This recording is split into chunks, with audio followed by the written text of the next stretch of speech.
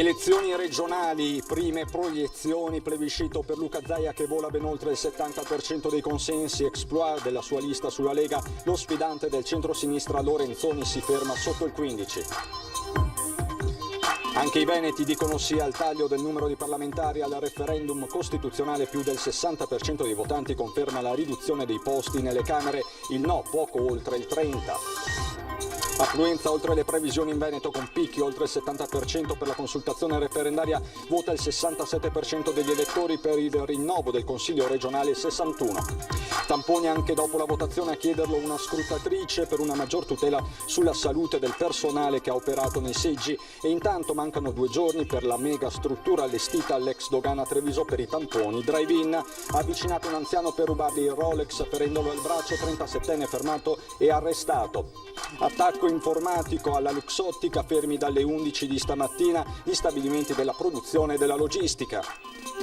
In parapendio per la prima volta a 90 anni, così ha voluto festeggiare il compleanno una nonna trevigiana, Anna Fanti, lanciandosi con la vela dal Monte Grappa.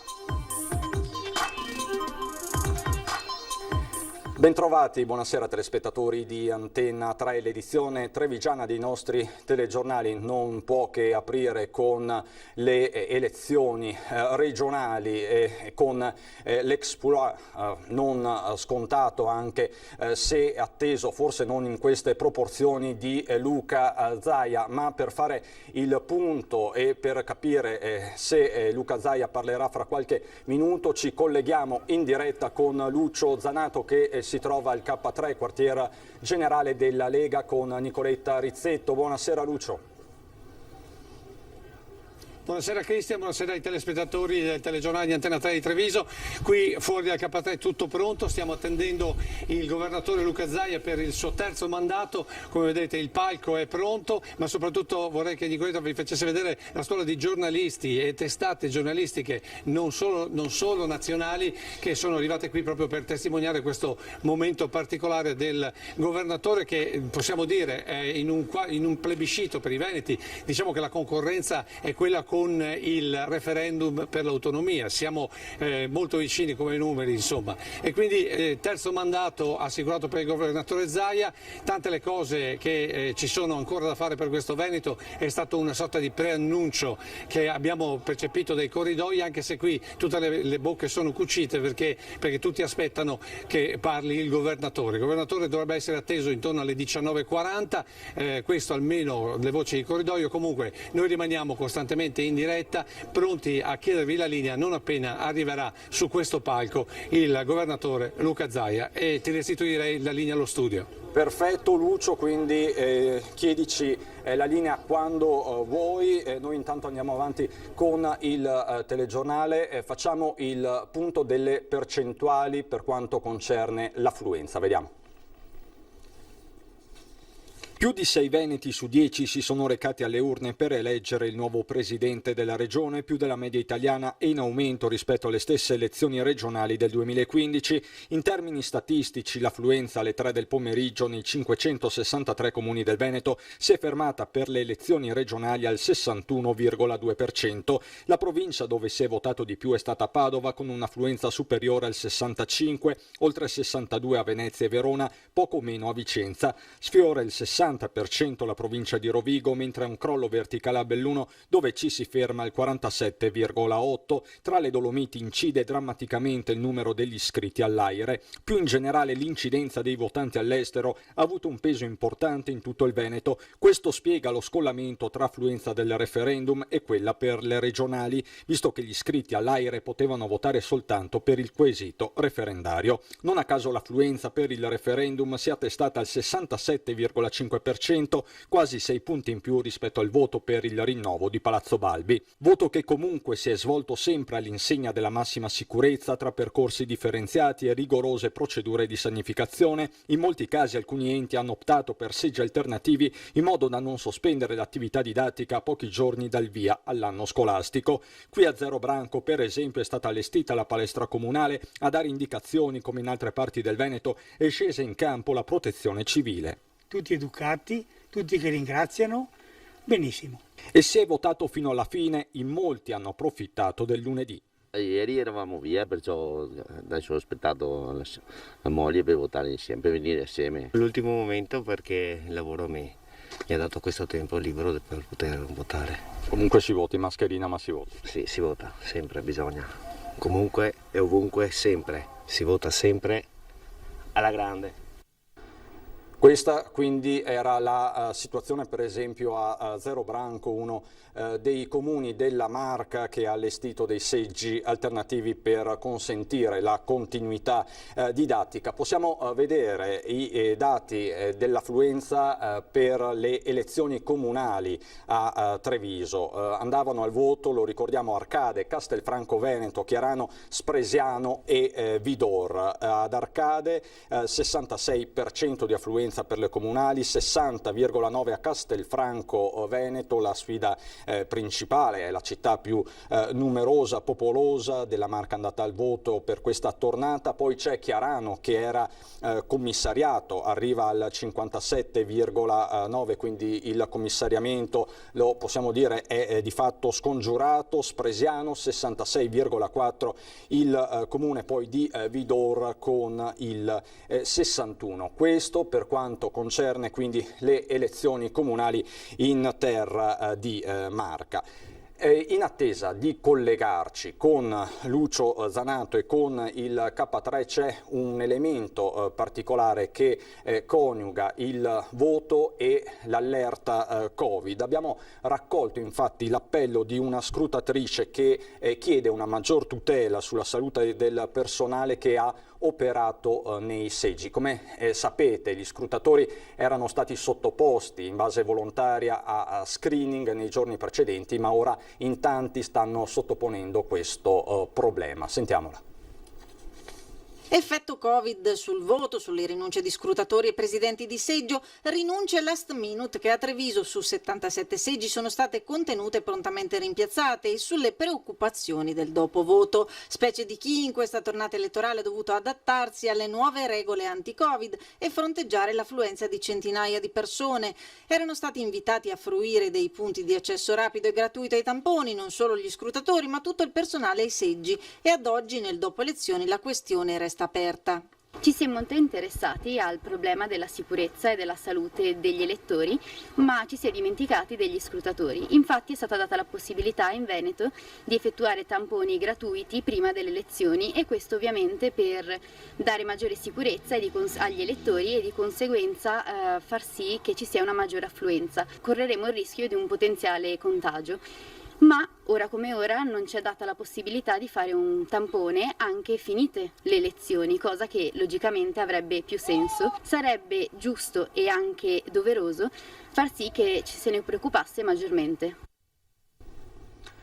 Questo quindi è l'appello della scrutatrice. Ancora 2 giorni, rimaniamo in tema Covid, e la mega struttura allestita nell'area dell'ex dogana per i tamponi drive-in sarà operativa. Oggi il sopralluogo dell'ULSS 2 del sindaco che ha messo a disposizione l'area mentre si stanno concludendo i lavori per permettere la piena operatività prevista per la giornata di mercoledì. La struttura composta da tendone per l'accesso delle auto e di container con accesso privilegiato per i minori che non dovranno così fare code, raddoppia il numero dei tamponi. Dai 500 giornalieri che si effettuavano al Cafoncello in modalità drive-in ai circa 1000. Raddoppiano quindi spazi e potenzialità anche con l'obiettivo di alleggerire il traffico dalle lunghe code in auto che si erano verificate nei giorni scorsi e che tra l'altro vi abbiamo raccontato. A proposito di Covid, possiamo vedere insieme anche la tabella, la seconda tabella di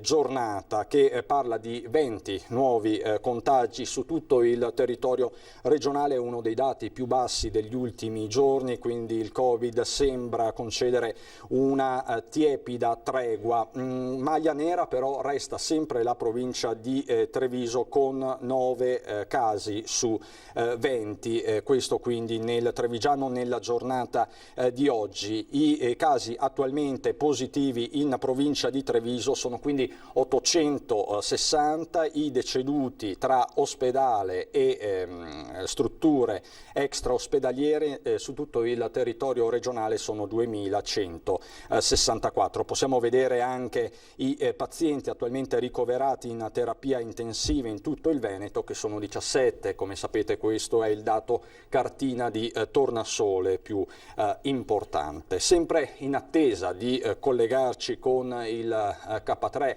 e in attesa che Lucio Zanato con Nicoletta Rizzetto ci chieda la linea, andiamo avanti con il telegiornale, continuiamo a occuparci di sanità, perché il sindacato Farmacie Unite chiede di aumentare la quota di vaccini antinfluenzale da destinare alle farmacie. Oggi l'incontro con l'ULSS Marca Trevigiana e continua così il pressing sulla regione.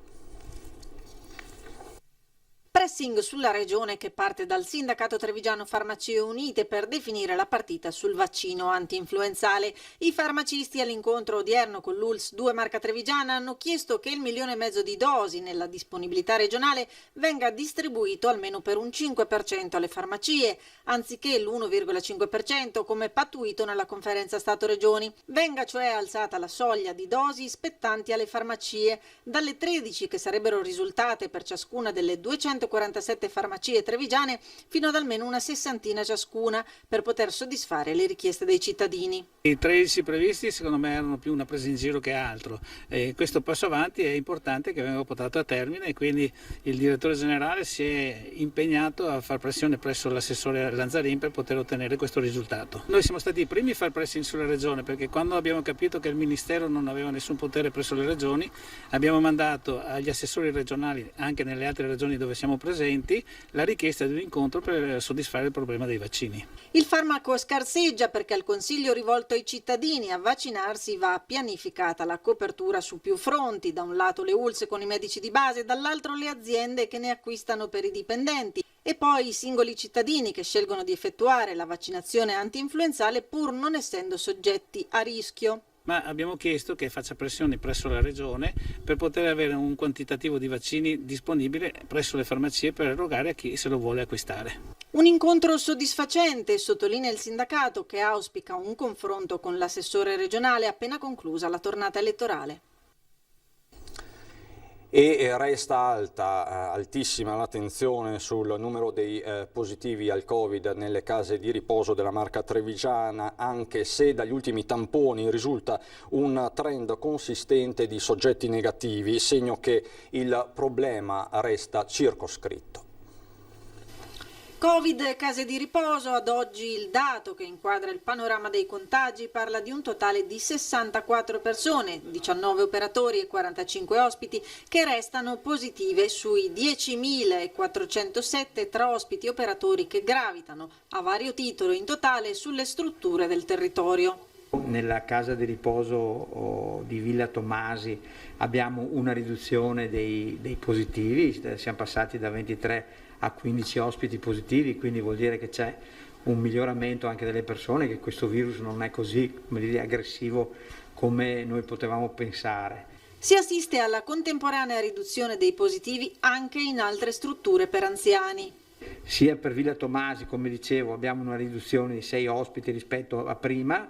Nella Lourdes anche qui abbiamo 22 pazienti rispetto a 23, nelle Opere Pie riunite abbiamo praticamente, ormai stiamo azzerando la situazione, a Villa Fiorita la stessa cosa e abbiamo a Vidor 8 ospiti e 2 operatori che sono ovviamente stati contagiati, ma anche questi sono stati isolati bene e quindi non ci sono problemi.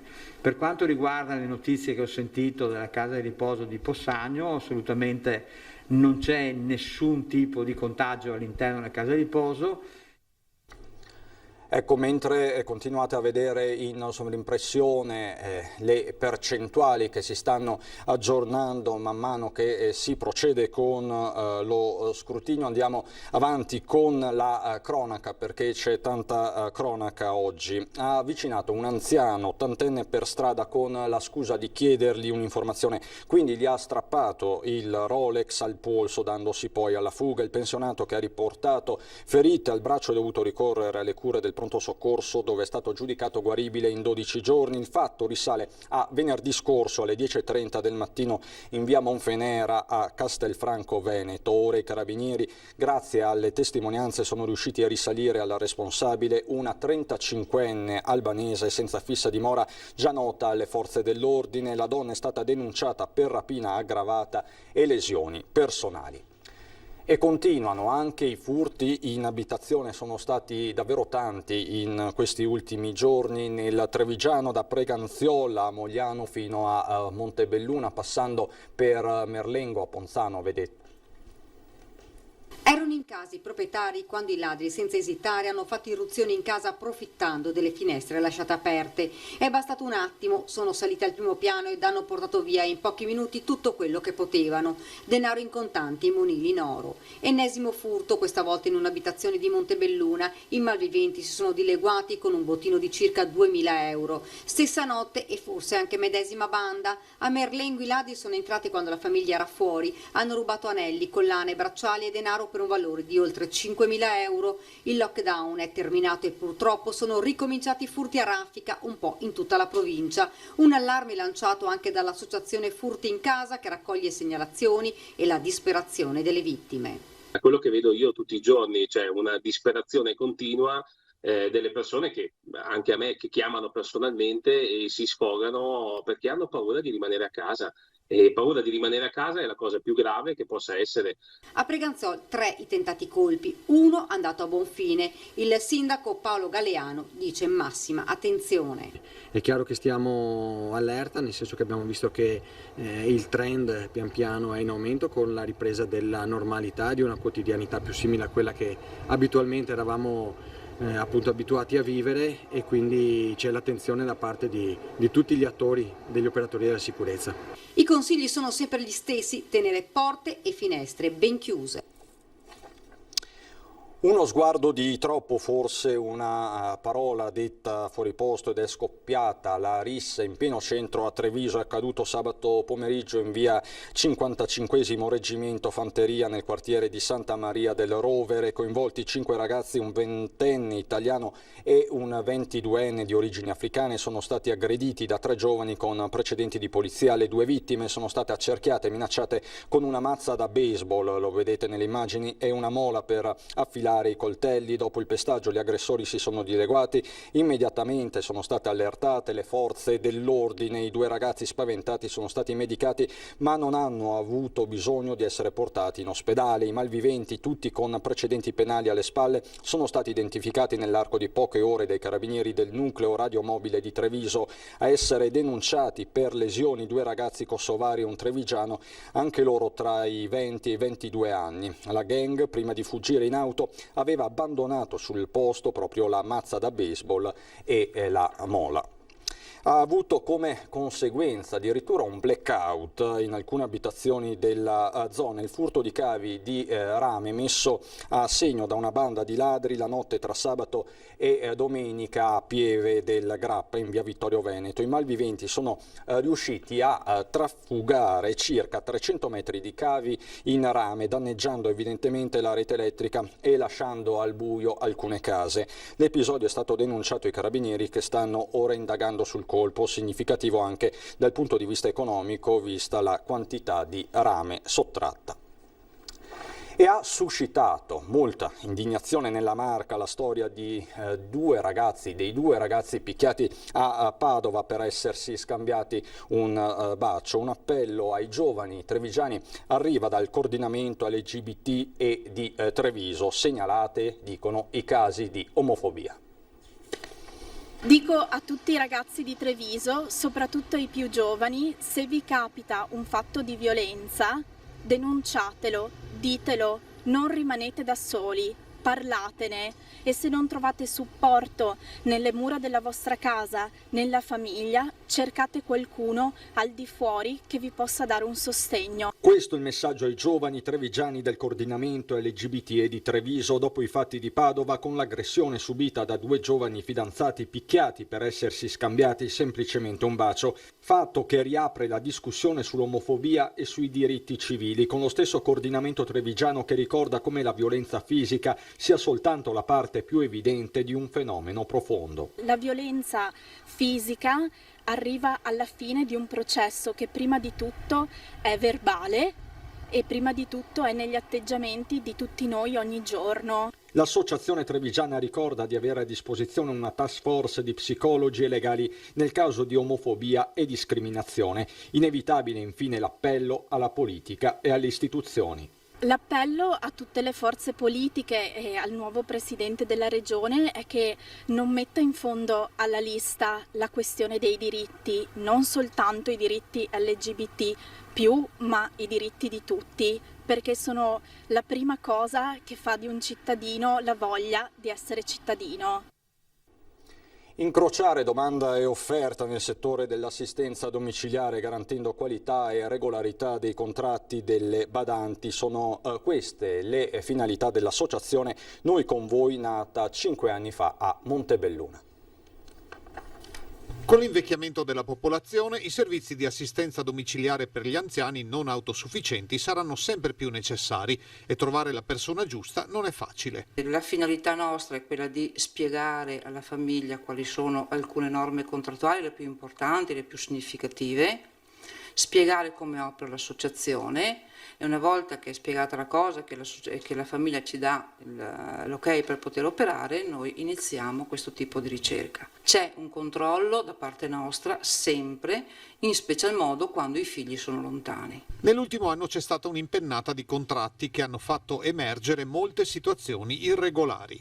Dobbiamo verificare le competenze, dobbiamo verificare le richieste e la loro disponibilità, in modo da poi poterle inserire nella famiglia. Con le famiglie, il colloquio con le famiglie, noi dobbiamo capire il bisogno delle famiglie e cercare il più possibile di soddisfare il bisogno delle famiglie e capire il profilo dell'assistente familiare da inserire nella famiglia. Il Covid ha avuto un impatto pesante anche in questo settore. Da una parte una pesantezza per quanto riguarda l'assistenza da parte delle badanti importante, dall'altra una pesantezza economica da parte delle famiglie, le quali hanno dovuto pagare le ferie non godute. Molte badanti di rientro dai paesi dell'est sono in difficoltà per fare la quarantena post-Covid. L'associazione ha preso contatti con delle strutture ricettive e quindi è in grado di portare la badante presso queste strutture ricettive e anche di accogliersi buona parte di quello che è il costo dell'alloggio presso questa struttura ricettiva. In tal modo la badante è tranquilla, è posta in una situazione di sicurezza e quindi è in grado poi di portare da questo punto di vista sicurezza anche rispetto alla famiglia che la riaccoglierà. La seconda iniziativa è un premio di 300 euro da consegnare a fine ottobre alla badante che avrà ricevuto maggiori attestazioni di qualità da famiglie, assistenti sociali o di sostegno. Una donna quasi centenaria è stata operata con successo dall'equipe di chirurgia dell'ospedale di Conegliano. La paziente, Agatina Mantegna, 99 anni e qualche patologia correlata all'età, è stata ricoverata d'urgenza al Santa Maria dei Battuti il 16 settembre con un quadro di addome acuto con sospetta peritonite. La mattina del giorno successivo è stata sottoposta a intervento per peritonite biliare in laparoscopia, secondo un protocollo che consente un migliore recupero dopo l'intervento. L'anziana è stata riportata immediatamente in reparto senza la necessità di ricovero in terapia intensiva. La paziente è stata dimessa oggi dal reparto di chirurgia, sarà seguita dai familiari a domicilio. E un'altra donna trevigiana di 90 anni ha festeggiato il suo traguardo, il suo compleanno, lanciandosi con il parapendio dal Grappa. Così nonna Anna di Treviso, che ha detto: era il mio sogno. Allora siamo sul Monte Grappa, 20 settembre 2020, Pronti con Anna che compie 90 anni. Sorridente, distesa ed emozionata, è così che per festeggiare i suoi primi 90 anni Anna Fanti Coassina, residente a Fiera di Treviso, si è concessa un bel volo in parapendio lanciandosi dal Grappa a Borso, un sogno coltivato per decenni e coronato grazie all'impegno dell'associazione Air Sports Montegrappa. 25 minuti di volo e di pura adrenalina, sempre seguita dal pilota Roberto Pivi, anche se per un po' è stata la stessa Anna a prendere in mano la situazione.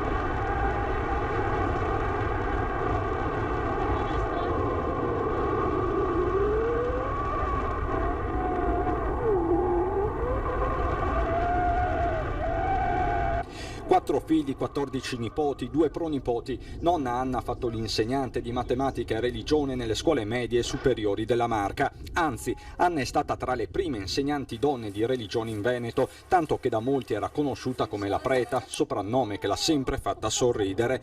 Una tempra fortissima la sua e sicuramente il DNA di famiglia c'entra qualcosa. Il fratello Giorgio, di 96 anni, già alimentarista a San Vito, è stato un mito del ciclismo. Per Anna una vita piena tra famiglia e 1000 interessi e un sogno, quello di volare, che non finisce con un semplice atterraggio. Oh, ma guarda che meraviglia! Complimenti! Cosa posso uscire? Che meraviglia! Che meraviglia! Da qua! Oh, no! Evviva!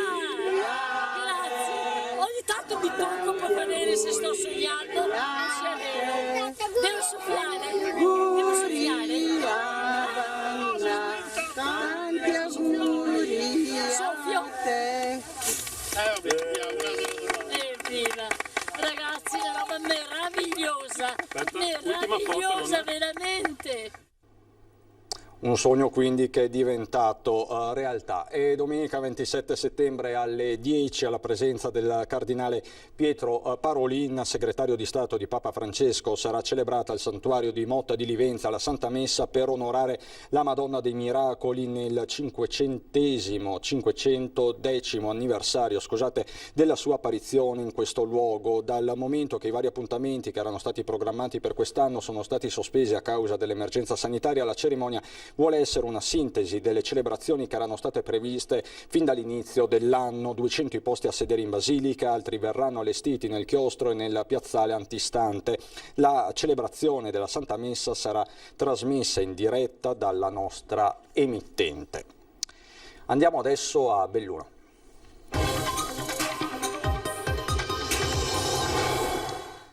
Stabilimenti fermi questa mattina in Luxottica. L'azienda fa sapere che nel corso del fine settimana l'azienda è stata oggetto di un attacco informatico ad opera di un malware individuato e isolato senza danni all'infrastruttura informatica. Al momento non risulterebbe alcun accesso o sottrazione di informazioni di utenti o consumatori.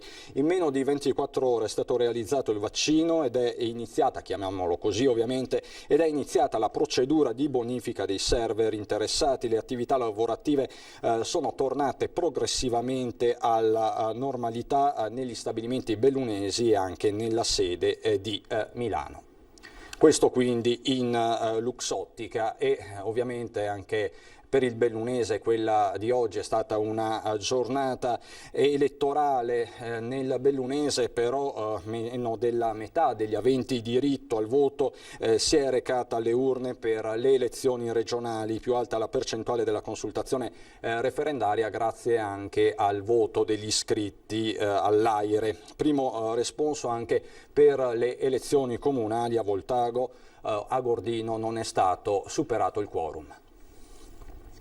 Belluno si ferma sotto il 50%, pur guadagnando 3 punti rispetto alla tornata regionale precedente. L'affluenza alle urne fa segnare il 47,84%, la più bassa di tutte le altre province del Veneto, e il risultato offre una doppia lettura. Da un lato lo scontento storico dei bellunesi rispetto alla politica regionale per la montagna, dall'altro l'impossibilità del voto degli iscritti all'AIRE, il registro degli emigranti residenti all'estero, che hanno fatto la differenza nella consultazione referendaria costituzionale. È infatti noto che i residenti all'estero per legge possano votare solo per le elezioni politiche e per il referendum, ma non per le elezioni amministrative. L'affluenza al voto registrata per il referendum nel bellunese è stata del 61,89%. Il referendum ha visto prevalere il sì con il 56%, ma più significativo risulta il 44% ai no, a dimostrazione del timore manifestato dai bellunesi di poter perdere ulteriore rappresentanza con la riduzione dei numeri dei parlamentari. Tra i comuni l'affluenza più elevata per le regionali è stata registrata a San Vito di Cadore con il 65%. Domani l'apertura dello scrutinio per le comunali, ma già il primo risultato è arrivato perché ancora una volta Voltago è condannato dal mancato raggiungimento del quorum. La percentuale dei votanti si è fermata al 43,15%, per cui nel comune agordino per il secondo anno consecutivo continuerà la gestione commissariale.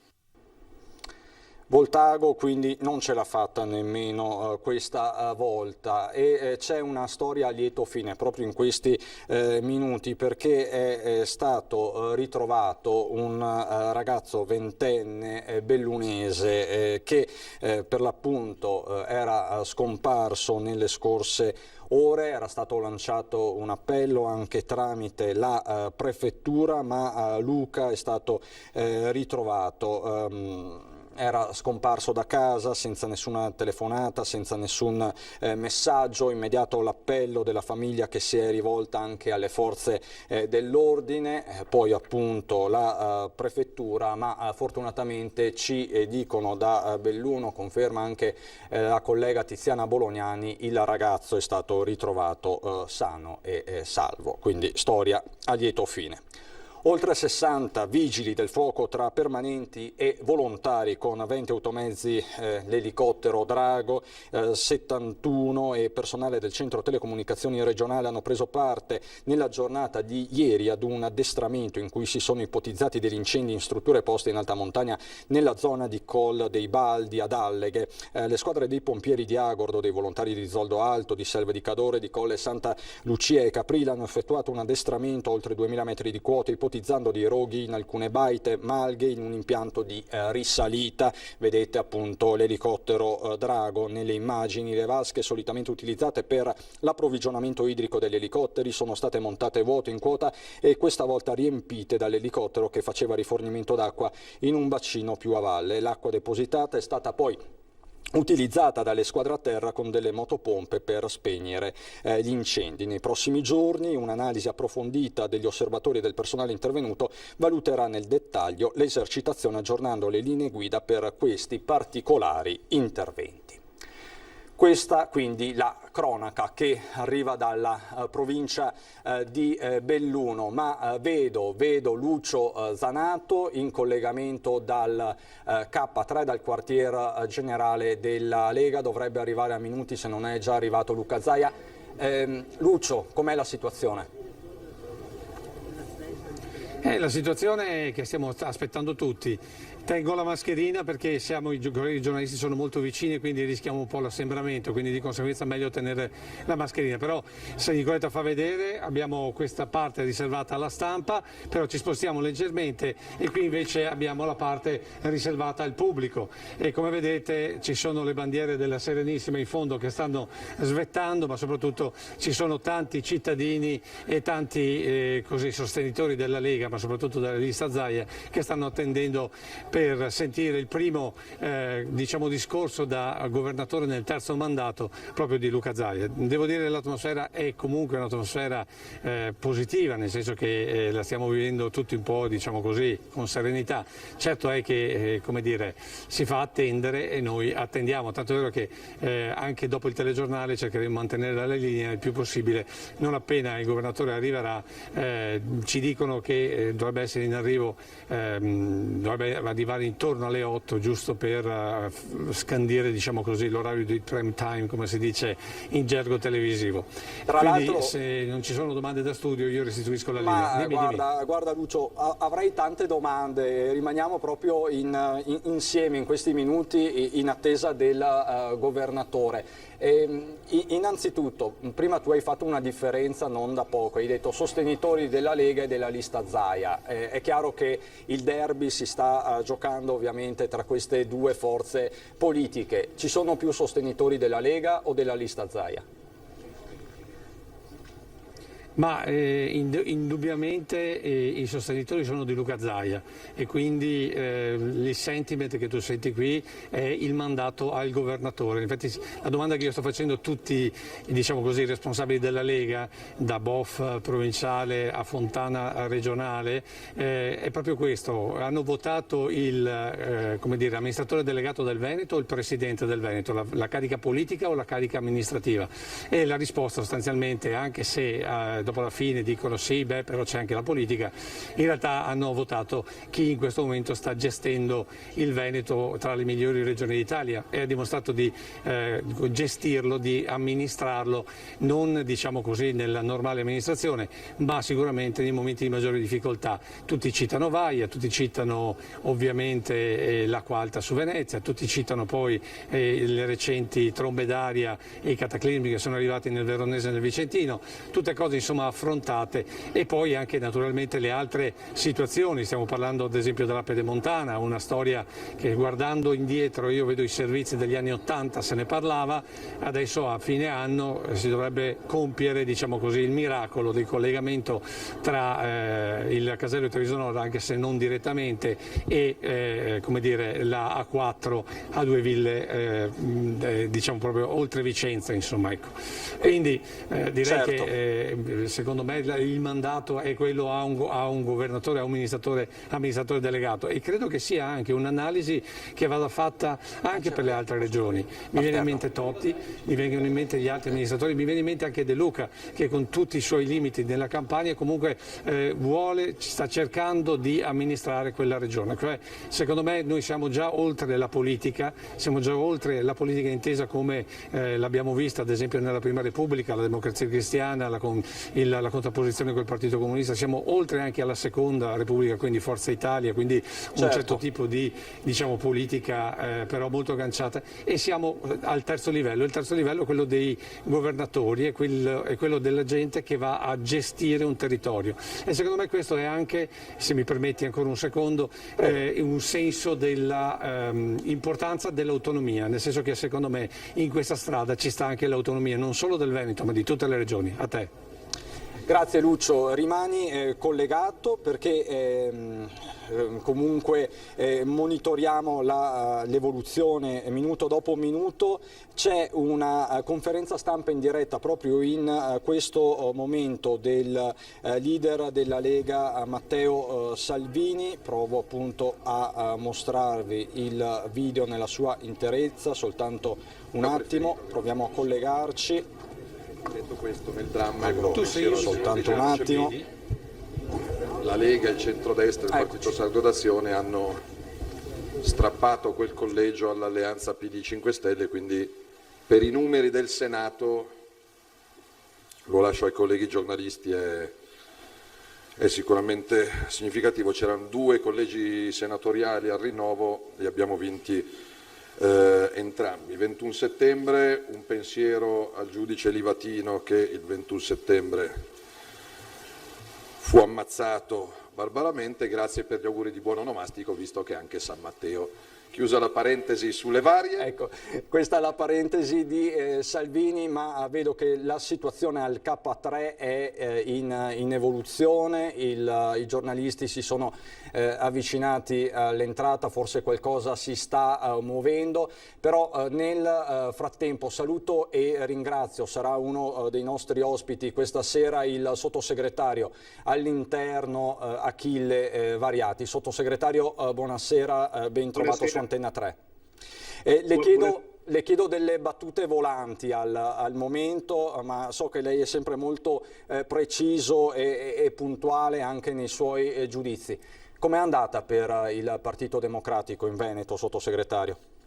Guardi, intanto da persona concreta faccio i miei complimenti per un risultato straordinario, per certi aspetti storico, che Zaia ha ottenuto in Veneto. D'altra parte non c'era campagna elettorale, non ci sono neanche stati dibattiti, per cui era evidente che avrebbe avuto un grande risultato, ma il risultato che egli ha ottenuto è addirittura superiore alle più rosee previsioni. Ora avrà la responsabilità ovviamente di affrontare temi caldi e difficili che il Veneto ha nel proprio futuro. Per quanto riguarda il Partito Democratico, guardi che alla fine se c'è un grande vincente che è Zaia, c'è anche uno che ha perso, che è Salvini. Sarà anche San Matteo oggi, come lui ci ricordava un attimo fa, ma non gli ha portato bene, perché egli pensava addirittura di poter vincere 7-0, invece lui vince laddove ha avuto dei governatori forti, come Zaia in Veneto, come Totti in Liguria, e ha perso nelle altre regioni. E Zingaretti, segretario del Partito Democratico, che ha tenuto la barra ferma, tutti gli dicevano che avrebbe fatto un risultato pessimo, invece ha portato a casa, grazie al pensiero di tante italiane e di tanti italiani, importanti regioni del Veneto. E il risultato del referendum, che è così netto, ora ha bisogno di risposte da parte della politica nazionale, qui a Roma, che siano altrettanto nette. Ci sono delle riforme da fare e a questo punto bisogna andare avanti, riformare questo Paese in collaborazione con i governatori per renderlo più efficiente, più saldo, anche purtroppo dovendo affrontare il tema del post-Covid. Quindi c'è chi ha vinto e c'è chi ha perso.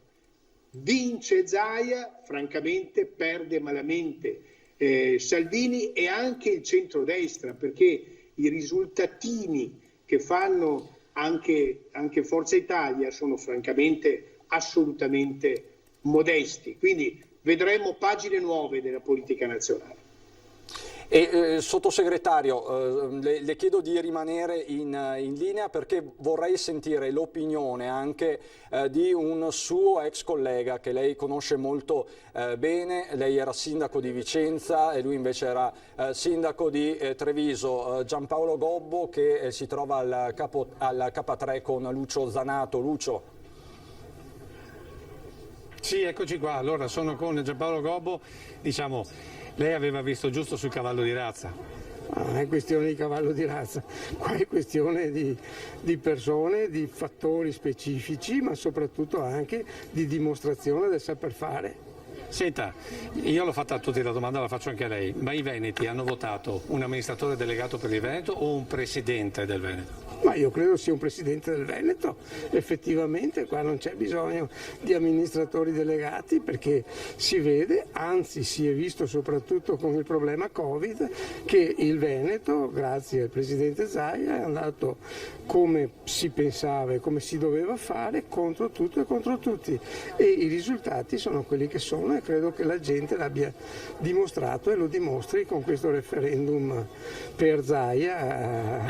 Vedo che ha chiamato il referendum perché qui, esatto, qui siamo... Il 70%. Però è altrettanto vero che i veneti dimostrano di voler avere qualcuno che li governi, cioè qualcuno che prenda delle decisioni che siano decisioni giuste e quindi di conseguenza più un amministratore che non un vero e proprio politico, volevo dire, no? Lei che poi invece politica ne mastica molta. No, io credo che la cosa sia comunque insieme, sono situazioni che vanno di pari passo comunque, perché la politica detta le linee e giustamente poi chi dopo governa e che fa le cose le fa nel modo giusto, come abbiamo dimostrato, ha dimostrato di saper fare il governatore Zaia, quindi questo non è solo una cosa tecnica, è anche una cosa politica, perché ad esempio politica significa non aver ascoltato nessuno e aver fatto quello che ha fatto. Senta, però un altro fatto importante di Luca Zaia è, diciamo così, questo avvicinarsi alle persone quando ad esempio ci sono dei casi di calamità. L'abbiamo visto camminare in mezzo alla gente anche nell'ultima, quindi l'attaccamento, il rapporto, possiamo quasi considerarlo il sindaco dei Veneti? Ma è il governatore dei Veneti, quindi credo sia il capo dei sindaci dei Veneti, ma possiamo considerarlo tutto quello che volete, ma ha già un ruolo importantissimo, ha già un ruolo diciamo definito, perché credo che fare il presidente della regione Veneto sia una cosa di massimo orgoglio, di massima anche impegno, no? ma è ovvio che impegno sono 24 ore su 24, perché purtroppo queste situazioni sono quelle che si deve rispondere di tutto e questo è stato fatto. Senta, lei da fine politico come valuta anche la differenza tra la lista Zaia e la lista Lega? Questo voto molto più basso della Lega. Ma questi non sono significati, non è significativo perché la Zaia è uomo Lega e quindi non è questo il problema. Il problema può darsi che sia su chi è inserito in quelle liste, ma io credo che le persone certamente sono importanti, ma credo che sia importante il fatto che e il partito che ha tutta la sua organizzazione e il governatore che ha tutto il suo peso siano la stessa cosa, quindi questo è naturalmente la nostra forza. Quindi tradotto non ci saranno ripercussioni in direzione, non ci saranno ripercussioni alla guida della Lega? Ma io non credo proprio, perché abbiamo visto che sono due ruoli distinti che hanno le loro funzioni, le loro capacità e i loro anche grandi risultati. Senta, qui si tratta di aver firmato per altri 5 anni un contratto con i Veneti. C'è chi dice, tipo la Simonetta Rubinato, che dovrebbe sottoscrivere perché tra 2 anni ci saranno di nuovo le elezioni e rischiamo di vederlo partire per Roma. Ma io credo proprio che non abbiamo questo problema con Luca Zaia. Luca è una persona molto precisa, molto coerente e certamente può fare tutto ciò che vuole, perché con questi risultati non ha nessun problema. Un mandato assolutamente, ma io credo proprio che rimanga in Veneto e faccia quello per il quale si è impegnato. Lucio, Cristian, a te. Sì, grazie Lucio, torno da te fra pochissimo, grazie anche a Giampaolo Gobbo. C'è una presa di posizione, e torno da Achille Variati, una presa di posizione molto pesante e importante di Lorenzo Fontana, che è il segretario veneto della Lega.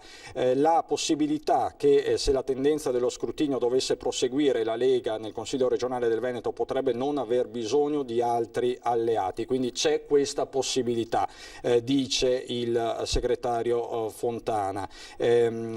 Rappresenta quindi la Lega una garanzia per consentire a Zaia di proseguire la sua azione amministrativa senza bisogno di andare a compromessi, sottolineo, senza bisogno di andare a compromessi.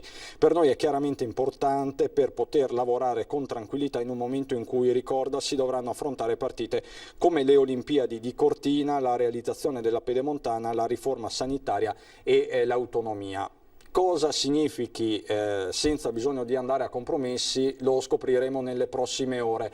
Achille Variati, lei che è di politica ne mastica parecchio, cosa legge fra le righe di questa dichiarazione di Fontana? Leggo che la conferma di Zaia lo pone con una forza che non era quella di prima, cioè il presidente Zaia prima era espressione della forza della Lega e del centrodestra. Adesso non è più così. Egli è espressione di se stesso, di un voto che i veneti gli hanno dato a lui, non più alla Lega o al centrodestra, l'hanno dato a lui. Quindi il quadro politico del Veneto cambierà. Significa che Zaia, con quello che rimane della Lega, governerà da solo, senza il resto del centrodestra? Non lo so, forse questo non accadrà, ma non c'è dubbio che è cambiato il quadro politico. Ecco perché prima dicevo, è nato da questo voto straordinario un leader che, qualcuno dice, si fermerà un paio d'anni in Veneto per poi assumere un ruolo nazionale, non lo so, resterà 5 anni, si vedrà. Di certo è che è all'interno dell'area Lega centrodestra è nato un leader nazionale e Salvini, ahimè, ne deve tener conto. Fino a ieri era il capo indiscusso, da domani non sarà più così. Tant'è vero che il risultato ottenuto qui nel Veneto si sposa con un risultato modesto che lui, dopo tanti sforzi, dopo centinaia di comizi che ha fatto al centro-sud, in realtà il risultato che lui ottiene al centro-sud è un risultato modestissimo, perdente in Puglia, perdente in Toscana, quando lui pensava addirittura in modo garibaldino di conquistarsi tutte queste regioni, cioè la strategia della Lega Nazionale è una strategia che scricchiola. Questo è un nuovo quadro politico che si sta aprendo. E darei per Zaia invece, lui adesso ha la massima responsabilità per affrontare temi nodali che, ahimè, negli anni passati non sono stati del tutto affrontati. Io in questa televisione l'ho detto apertamente, sia ben chiaro, saremo disponibili, io stesso sarò disponibile alla massima collaborazione, perché mi interessa risolvere i problemi dei veneti, non fare polemica. Però Zaia un po' di più coraggio nelle scelte lo dovrà dimostrare. Variati, torno da lei fra pochissimi minuti, ma vorrei dare la dimensione proprio plastica, numerica, matematica di quello che stiamo dicendo con i dati aggiornati che arrivano dal Viminale, di cui comunque lei è sottosegretario, quindi li vediamo insieme. La lista di Luca Zaia, per intenderci, in questo momento ha triplicato la Lega, se non di più, quindi siamo a 889 sezioni su 4.751, quindi poco meno del 20% del totale. La lista Zaia Presidente ha agguantato al momento 153.778 voti, il 47% del totale, e la Lega 47.369, il 14,5%. In casa centrodestra Fratelli d'Italia è all'8,8%, quindi un po' al di sotto di quelle che potevano essere un po' le aspettative. Forza Italia è ferma al 3%, la lista veneta Autonomia, quella che era stata identificata come la lista degli amministratori, è al 2%. E Arturo Lorenzoni al momento è al 17,3%, in termini assoluti parliamo di 70.509 voti, ma ha poco senso perché per l'appunto siamo a una sezione su 5 scrutinata. Partito Democratico al 13,2%. Quindi diciamo che il Partito Democratico in Veneto va a tallonare quella che è la Lega di Salvini, come di fatto ha detto anche Achille Variati. La lista, diciamo, personale di Lorenzoni non va oltre il 2,1%, seguono tutte le altre. Enrico Cappelletti è al 3,4%, quindi il Movimento 5 Stelle continua appunto la sua corsa, diciamo così, per la salvezza, almeno in Consiglio regionale. Paolo Benvenu 0,9%, Solidarietà Ambiente Lavoro, la lista, diciamo così, di rifondazione del Partito Comunista. Il Movimento 3V è al 0,8%, che è il Movimento Libertà di Scelta, che è stato protagonista in queste settimane di proteste e anche di numerose polemiche. Poi Antonio Guadagnini del Partito dei Veneti, quindi la lista, diciamo così, indipendentista. Guadagnini era un consigliere regionale uscente, è allo 0,8%, Daniela Sbrollini 0,6%, Daniela Sbrollini che rappresenta Matteo Renzi, quindi Italia Viva. Patrizia Bartelle 0,6%, Veneto Ecologia Solidarietà. La Bartelle era stata eletta la scorsa legislatura con il Movimento 5 Stelle e si ferma allo 0,6% anche Simonetta Rubinato con la sua lista autonomista. Questo appunto, questi i dati aggiornati che vanno in qualche modo a decretare per il momento l'exploit senza se e senza ma della lista personale, chiamiamola così, di Luca Zaia. Posso vedere cosa sta succedendo al K3? Chiedo alla regia Italo Morao, è possibile vedere un attimo? Il palco è ancora vuoto, il governatore uscente, a questo punto rientrante, si sta facendo attendere, ma comunque ci collegheremo non appena sarà tutto pronto. Ritorno da lei, sottosegretario Variati. Abbiamo visto questi dati in particolare. In Veneto il Partito Democratico poteva fare di più. Lei nel corso della campagna elettorale ha più volte sollecitato il dibattito anche in queste dirette straordinarie curate da Antenna 3, aveva attaccato Zaia sulla gestione delle case di riposo nel pieno dell'emergenza Covid e quant'altro. Lei è stata una voce comunque di opposizione, gli altri potevano fare di più e meglio? Guardi, i dati che lei ha appena riportato consolidano il discorso che facevo prima. In queste elezioni molti veneti, soprattutto i veneti di centrodestra, hanno scelto Zaia, hanno abbandonato i partiti, chiamiamoli così, d'origine. Guardi il risultato morente, vorrei dire, di Forza Italia, hanno abbandonato anche la Lega per votare Zaia. Quindi lo Zaia che tra qualche minuto si presenterà da nuovo governatore, nel senso governatore per i prossimi 5 anni, sarà uno Zaia diverso, che ora ha su di sé la grande responsabilità di affrontare alcuni temi. Io sono un uomo collaborativo, sono stato per tanti anni sindaco, sono una persona concreta, non mi piacciono le chiacchiere politiche alla Salvini, apprezzo Zaia quando si è buttato a capofitto per essere accanto ai bisogni dei veneti in difficoltà.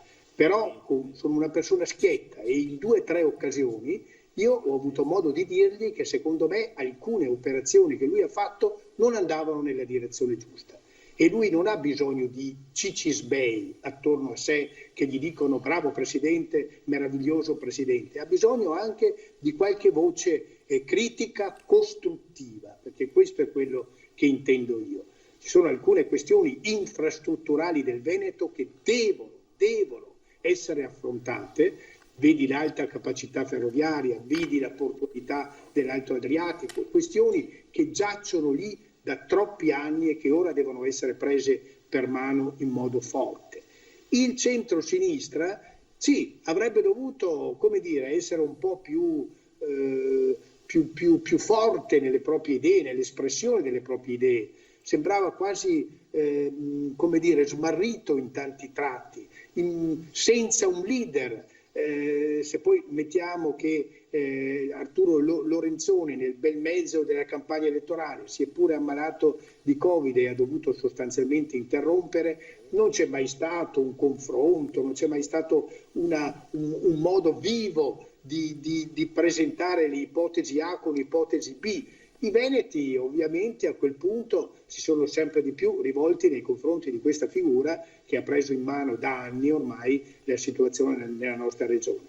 Però la democrazia ha bisogno e Zaia ha e avrà bisogno, secondo me, di una buona opposizione, costruttiva opposizione, perché un uomo solo, per quanto forte sia, non va bene e rischia di fare degli errori. Ecco, questo è quello che penso. E avrà bisogno, sottosegretario, anche di alleati che sappiano in qualche modo tenere testa, se vogliamo utilizzare questo termine. Mi scusi, e avrà bisogno pure di un rapporto positivo con il governo, perché tante questioni del Veneto, a partire dalla sanità, hanno bisogno dei quattrini che un buon governo deve dare e deve mettere a disposizione di un buon governatore. Quindi io mi auguro che i prossimi mesi siano mesi di collaborazione. E qua ovviamente, sottosegretario, si apre la partita del MES. Ah, ma certo, è una delle partite importanti, in questo caso per la sanità, e ora non ci sarà più tempo di tanti bla bla. Tenga presente che ci sono alcune riforme che cui il Paese aspetta, è la riforma del fisco, per dirne una, è la riforma della giustizia, per dirne un'altra, è la riforma del lavoro, del costo del lavoro, per dirne una terza, è la riforma degli enti locali e dei comuni, per dirne una quarta. Diciamo che la carne al fuoco non manca. Io stesso sarò molto fermo su queste riforme e mi auguro di poter collaborare con un uomo, forte e che ha voglia di risolvere i problemi, come può essere Zaya. Forse ci siamo dimenticati, ma immagino un lapsus, il tema dell'autonomia, quindi il rapporto tra Stato e Regione. Lei stesso, se non sbaglio, proprio nel corso di una nostra diretta aveva detto: questa sarà la legislatura dell'autonomia. Beh sì, ma anche lì non c'è bisogno di qualcuno che dica non si fanno le cose per colpa del governo, per colpa della Luna, per colpa di Marte.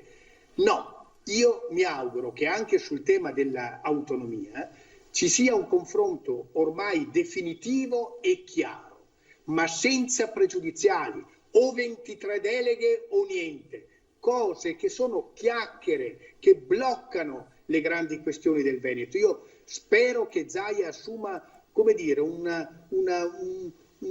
modus di governo, ora che ha così tanto potere, molto più efficiente di quanto non sia successo prima. So che qualcuno che mi ascolta dirà: ma Variati sta parlando della Luna. No, io sto parlando dei problemi veri che il Veneto ha e che sono fermi, maledettamente fermi, e adesso è tempo di mandarli avanti. Per questa ragione deve svilupparsi, perché negli ultimi 10 anni questa regione è andata giù nelle percentuali, che se ne dica. Non è vero che prima i veneti sono i primi, sono i migliori, non è esattamente così. Lasciamo perdere il brodo di tutti questi discorsetti e affrontiamo i temi insieme. Grazie. Sottosegretario, torno da lei fra poco, ma intanto saluto e ringrazio Luca De Carlo, che è coordinatore regionale di Fratelli d'Italia. Buonasera De Carlo. Buonasera.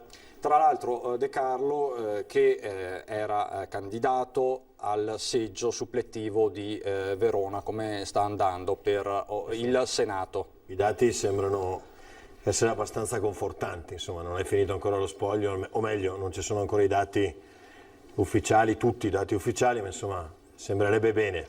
Ecco, ricordiamo che De Carlo a inizio estate per una questione di computo dei voti di riconteggio da parte degli uffici elettorali della Camera ha perso, diciamo così, lo scranno e appunto adesso è ritornato in corsa, però nel frattempo per tutta l'estate ha monitorato la campagna elettorale di Fratelli d'Italia che al momento è circa l'8,7% su base regionale.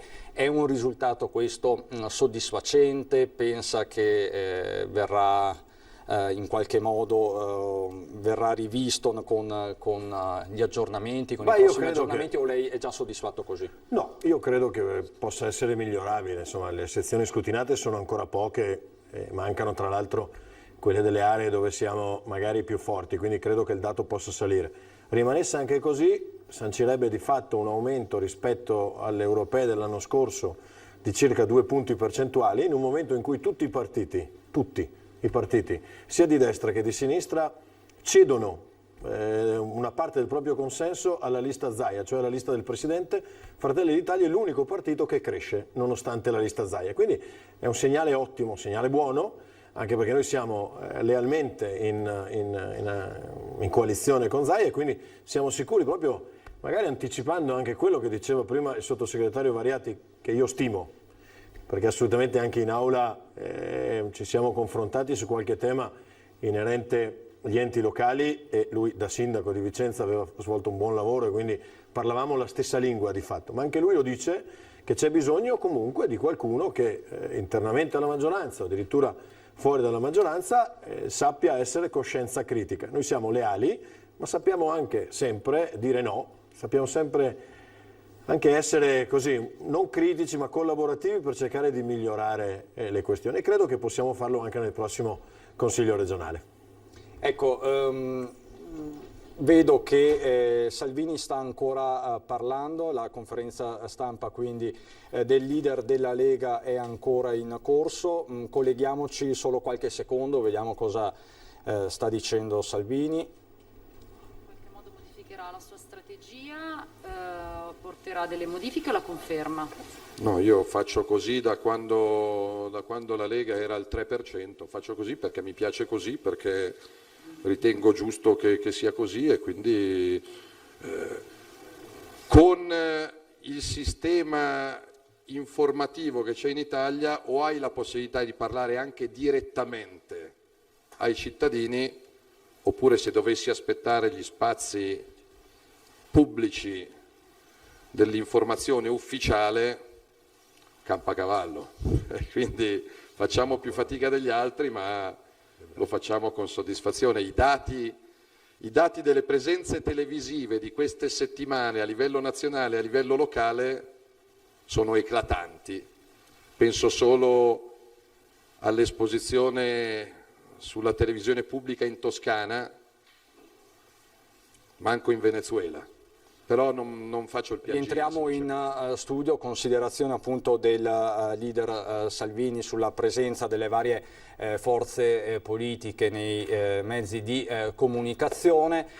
Noi continuiamo con la maratona elettorale, continuiamo dopo la pubblicità. Mi collegherei solo per un attimo con il K3 per vedere com'è la situazione, non so se possiamo collegarci in maniera volante, solo un attimo.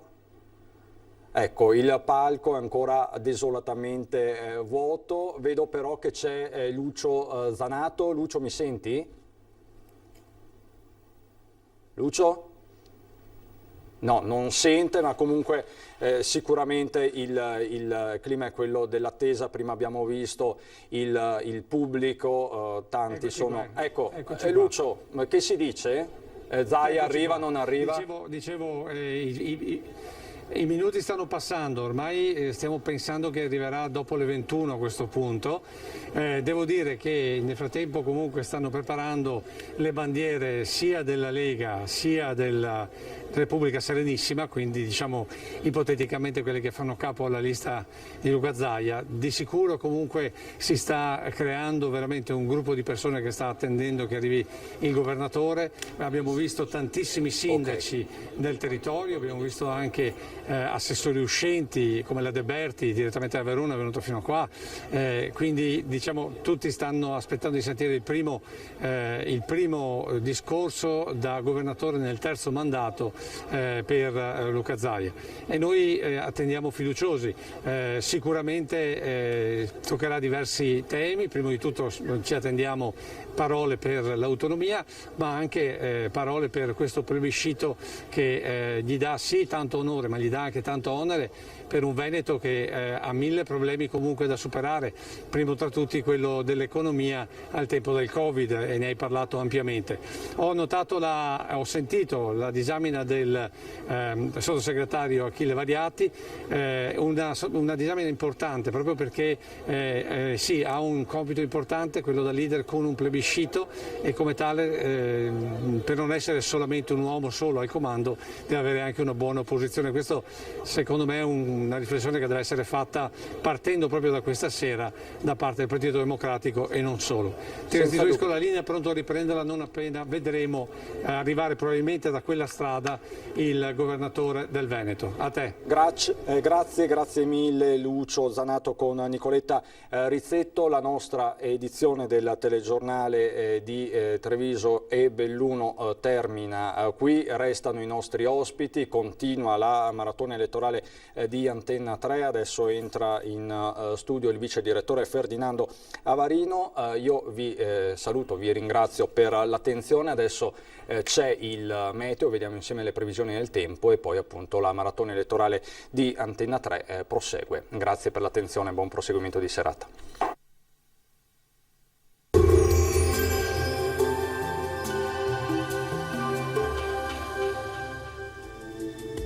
Bentrovati al meteo. Una perturbazione atlantica si avvicina all'Italia, ecco che ne avvertiremo gli effetti nella giornata di martedì 22 settembre. La situazione nel dettaglio.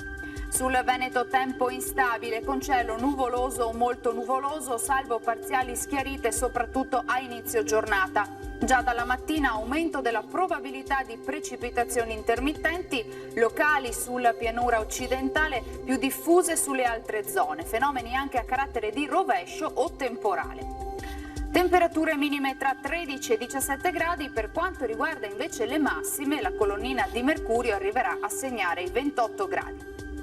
Ci spostiamo ora sul Friuli Venezia Giulia, anche qui condizioni di bel tempo al mattino, poi peggiorerà con precipitazioni via via più diffuse nel corso della giornata.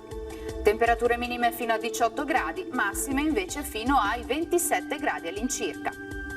E ci spostiamo infine sul Trentino Alto Adige, dove non cambia la situazione, momenti soleggiati e piogge via via più frequenti, specie a partire dal pomeriggio. Temperature minime sui 14-15 gradi, massime invece fino a 24 gradi, dunque in calo. Dal meteo per ora è tutto, io vi auguro come sempre un buon proseguimento in compagnia di Antena 3.